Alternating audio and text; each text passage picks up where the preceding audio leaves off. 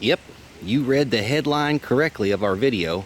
A 2009 Toyota Corolla for $500. It's amazing. Could we pass up a 2009 Toyota Corolla for $500? No way. We here at Watches and Wheels have been blessed to get this car from our friends at Hendricks. This car was towed in January of this year. We are in 2022. It didn't start. So one of the technicians there did a compression test on it and found out it had real low compression. And the woman that owned it didn't want it. She was going to buy a new car. So she just, I guess basically gave it to him. Or sold it for scrap, I don't know, that part of the deal. But they're like, you want a Corolla for $500? We're going to scrap it. I'm like, well, hell yeah. You know, I mean, who's going to even pass up on a 2009 car nowadays with used cars being so expensive? You know what I mean? It's hard to find anything nice for under $5,000, but for $500, an '09? Oh, sign me up. Hell yeah, I couldn't jump on it fast enough. So he brought it down for us and dropped it off here, and so I got a chance to get it or look at this thing and see what we got for $500. Now I'm looking at the paint. I'm like, this thing is nice. Like, it's nice. The paint, it's got like a metallic gold and blue metal flake in it. I'm like, damn, this is even nicer condition than our Elantras. Just nice. An '09, shit, I've never owned a car this new before. My newest car I've ever owned is my Elantra. That's a 2003. And Gil's is an '01. This is a 9. So I'm just starting to look it over. It's got a clean title, right? And I'm looking at the interior. I'm like, damn, this is nice. No, there's no a speck of rust on the bottoms of the doors. The dash looks great. It looks like somebody pounded on the top with their fist and broke it. I don't know what that story's about, but I mean, all the gauges are looking clear. I actually had power. The car has power. After sitting there for 6 months. It's like $500. Got the original floor mats in it yet. That one's got a little wear on it, but, you know, 160,000 miles. It looks like somebody smoked. Of course, it put, you know, burn holes in the seat, but overall, other than the 2 damn burn holes, it's all there. The seats are nice. Real nice. Listen to this door, how it closes. Like, holy smokes, like a Lexus. Let's look at the back. Look how nice it is. For $500, I'm just totally ecstatic. I can't believe it. There's got to be something wrong with it. There's got to be something wrong with it. No compression. That's odd to me. I've been a Toyota guy my whole life, since the 80s. And I've worked on cars for nearly 30 years, and I have never heard of a Corolla, of a Toyota engine just losing its compression. Why? Was it overheated? Does it have a blown head gasket? What the hell could it possibly be? I mean, look how nice it is. Real nice. Hubcaps are gone. But look at the tires. They're a year old. Continental tires. Who puts Continental tires on a Corolla? You never see that. I mean, I don't even think I see a dent in the whole thing. It's that nice. I mean, look at that. Opens like a Lexus does. It's amazing. Look how beautiful that door panel is. Holy crap. So I look in the glove box. And guess what I find in the glove box? All of the original paperwork for the car. I'm like, you never get that when you get a Corolla. You know, you never get this crap. When do you get this crap? You know, I mean, people throw this away. You never get it. Here's a bonus. It came with both Toyota key remotes, and they all work. Both of them work, and they're in nice condition. It's blowing my mind. It came with all the information. And it's crazy. I looked underneath the thing, and it's spotless underneath. Not like a PA car, where we're always driving around in rust. This car was bought new in Lubbock, Texas, in 2009. And the woman who owned it kept all the paperwork. She didn't throw anything out. You never get this stuff with a $500 car. Look at that, there's a window sticker. Look at the options it has. Cruise control, $250. Jesus. You know what I mean? 50 state emissions, $250. No, that was free. Look at the remoteless key with transmitter, $245. And look at the option list here. Cargo net, $50. Carpet set, $200. Aluminum wheels. Oh. It had aluminum wheels on it. They're not on the car. I wonder what happened to those. We got Steelies on it. And look at the price. Almost $19,000. It's a lot of money for a Corolla. They're nice cars. I wanted to get rid of my Hyundai back when I bought it. I bought my Hyundai in 2005 when it had 16,000 miles on it. Even in a few years, I would have had to finance it even to get out of that to buy an 09 Corolla because they're such awesome cars. I just couldn't believe it. Like the windshield doesn't have a chip in it. It's amazing. It's still inspected to the end of the year. I'm like, so what do I do? What's wrong with the car? Well, it's got low compression on all the cylinders. So why don't we have a look and see what this engine's all about? And we'll talk about that in a second. Alright, so prior to the video I just showed you, I went down to Hendricks and I looked at this car in the back lot to see what it, just to look at the thing before I'm going to even throw $500 at a car that potentially could be junk. I've decided I just wanted to look at the thing.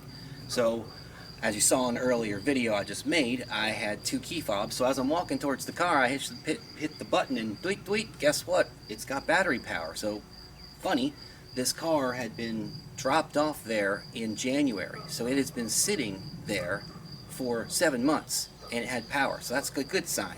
Because I carried a jumper pack down there because I wanted to at least try to start the engine to see what was going on. Did it have a knock? Did a timing chain make noise? Is it going to spew out coolant out of the tailpipe? Those are all indications of a head gasket, which means I'm going to have to pull the cylinder head and who knows what. But they're telling me, and that's what's nice about working for an auto repair shop where you know the guys, is that they're honest with you about the information. So I got honest information on the car, which I'll get to in a second.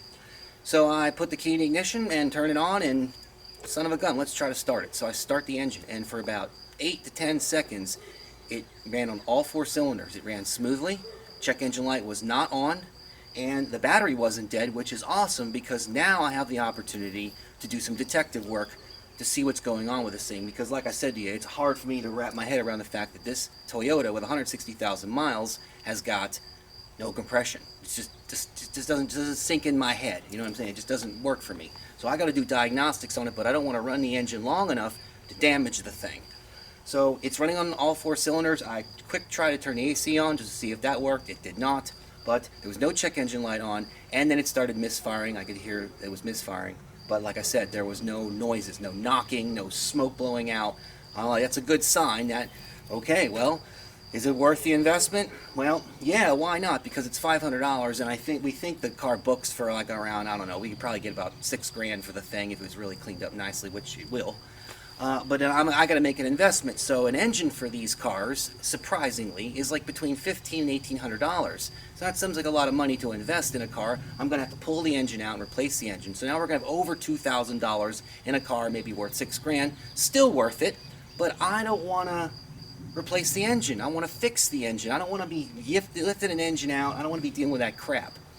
So now that it's home, I decided, well, we'll do some more detective work since we know that I could get the service records from where I worked, and I can also look up the service records from Toyota, which I will do, not at this moment.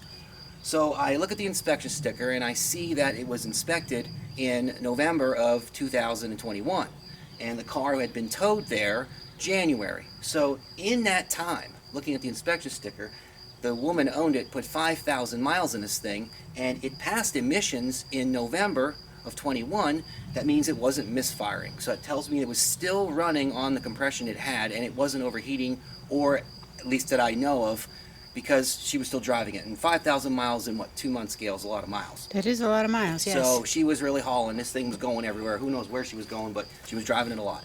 Then, in January, the car didn't start for. It was cold in January in Pennsylvania. It was probably 30 degrees. The car was towed to the shop, and it was pushed in, and it was so cold that when one of the technicians did a compression test on it, he found 2 real low cylinders, and I got a chance to ask him. He said they were around 40 psi. They were next to each other, and had the other cylinders weren't all that great anyway. So it was, would I say it was evenly across the board?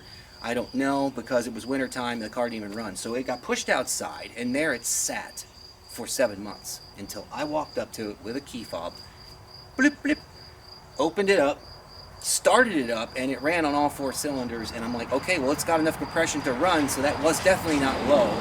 Whether it's a head gasket, I don't know. I still don't even know, because I'm just making sure that it's at least something I'm willing to try to repair.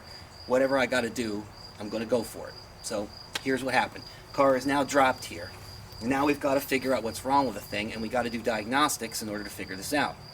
So I had gone on the internet and looked at '09 Corolla problems with low compression, and all these people publishing things about this issue. You know, 2 adjacent cylinders, real low compression, 2 cylinders, or real high compression is an indicator of a head gasket leaking between the cylinders. Well, I'm willing to pull the cylinder head off this thing and put a head gasket on it if that's all that's really wrong with the car. But I don't want to put a head gasket on it. I want a quick fix. I want it to be easy. I want it to be lucky. I want it to work out for us where we don't have to do a damn ass thing to it. So what's the next option? There's no follow-up on the internet, by the way, as far as what fixed the car. A lot of guys had 2 short compression cylinders, the indication of a head gasket, no follow-up. There were other guys that had low compression across the board. And the first thing is that everybody's replacing the engine. Nobody's repairing the engines at all. So I go to Hendricks, and there is a service, an automotive service that's provided for everyone in the country who owns an auto repair shop. You can pay for this service, and all these mechanics in the entire country publish information on Identifix with cars that you just pick a car, and whatever problem you have, you type it in, you see what other guys have found, what other guys have fixed problems. It helps everybody move quickly in diagnosing things, so everybody doesn't have to spend a lot of time trying to figure out a problem. Like every car in the world has, they're called pattern failures, and pattern failures are chronic things that happen to all cars and all years and all makes and all this. So I go and I want to see what Identifix has in for the whole country for '09 Corolla with no compression. And what do I find? I find 7 entries.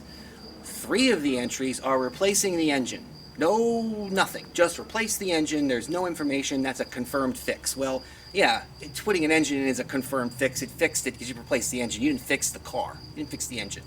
Then there was another guy who had 2 low cylinders, and he had 2 strong cylinders. Well, in that case, that's a classic case of a head gasket. It says, confirmed fix, replace the head gasket, solve the problem. That makes sense. It's actually what happened. Then the most interesting one, the one that got me excited, was an old school thing a guy tried. He dumped transmission fluid into the cylinders of the engine. And if you know anything about transmission fluid, it's a hydraulic fluid, and it's got a lot of detergent in it. If you ever get dirt on your hands, you put a little bit on there, it'll clean dirt right off. Well, what he said is that he dumped transmission fluid in all the cylinders, and he rotated the engine every couple hours, and what it does is it breaks up all the carbon inside on top of the piston and anywhere near the rings. His confirmed fix was that he had done this in 24 hours, and his compression numbers went all the way up to the factory spec of around 175. He said he had 1 cylinder that was 165. It was a confirmed fix. Now that's exciting, because a quart of transmission fluid costs $4. And what do I got to lose at this point? Let's see if it happens. So, without any further ado, we're gonna, I did a compression test on the car already, and Gail is going to provide us with the information from each cylinder, and then we'll get back to talking about what we're gonna do about it then. So, you ready? It's time for some compression numbers. Ding, ding, ding, ding. Cylinder number 1, guys. This is what we got. 100. 100. With oil. Yep. We scored it in that cylinder hole. Yep. We got 130. Just putting oil in it and testing to see if our compression increased, Right. which it has. It did by 30. All right, Which that's isn't bad. super. No, that's fantastic. There's number 1. All right, time for number 2. Ding, ding, ding, ding. Cylinder number 2. What we got, we Gail? got, guys. 85. Ooh. I know. So Bad, bad, bad. well, with a squirt of oil, we got 120. Just putting a little bit of motor oil in it. Which is a gain of That'll- 35. So that is pretty good. Yes, Yeah. it will run on 120 psi for sure. We know that. Yeah. So if this trans fluid works, we need to get numbers way up higher than that. Right. So, all right. Well, that means we need Let's to see if we can do better next time. All right. Well, ready for cylinder number 3? I am. All right. Let's. Ding, ding, ding, ding. Cylinder number 3, folks. What you got? 80. Mm-hmm. Ooh. I know. I was hoping for better. I think that is the cylinder that had the coil pack in it. So that is our lowest. But with a squirt of oil in that hole, which Might we get got it. 100. So we gained 20. Right. 20 psi. So, Right. boy. Which is not awful, but it's It's not great awful. either. Well, it had 175 new. So True. we are at the bottom of the barrel. This thing's going to pop. But it did go up. It did. We gained 20 just by throwing a little oil in it to see if Right. it was rings. So, Yeah. all right. Well, All right. ready for number 4? One more. All right, here comes number 4. Okay. Ding, ding, ding, ding. Cylinder number 4. You want to know what we got, Brian? I do. 95. What we got? With oil, 115. Right. A gain of 20. So Yes. they all rate. So we did go up on all of them, which Yes. is fantastic. Right. We gained, what, 20 pounds of compression just by putting a little bit of oil in it. Right. All right. Well, Right. well, here's the plan. You guys know that next week we are going to pump out this oil and we are going to do a compression test and see if it Right. made a difference. See If where we're at. my feeling is that if we make at least 130 pounds, which I'm hoping it minimally to have that.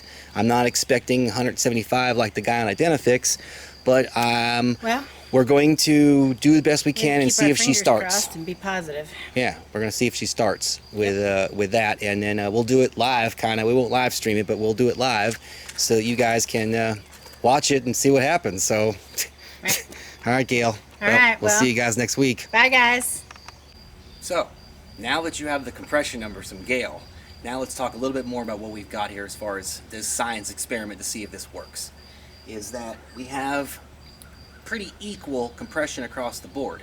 After we had thrown a little bit of oil in it to determine whether or not it was either valves or it was the pistons rings leaking down, I noticed definitely for sure that the compression gauge does not leak down. It was holding compression. So, as I'm taking the spark plugs out and looking at examining the coils, trying to see what's going on, I do notice that one of the original Toyota coils has been replaced.